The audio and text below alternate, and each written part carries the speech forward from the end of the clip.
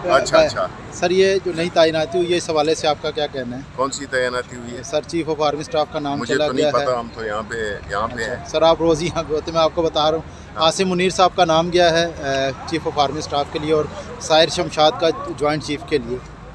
देखें, ये तो अभी इस पे हमारी पार्टी का जो रद्द-ए-अमल है वो तो आएगा। मैं तो सच्ची बात है कि इस वक्त मैं ख़बर नहीं हूँ, लेकिन जो भी होगा वो कानून और आइन के अंदर रहते हुए होगा। ये मेरा ख्याल है। इस सिलसिले में इमरान खान साहब ने कल अपने एक इंटरव्यू में ये बात की थी कि जो भी होगा पाकिस्तान तहरीक इंसाफ की लीडरशिप और सदर ममलिकत वो कानून के अंदर रह के उस पर अमल करेंगे।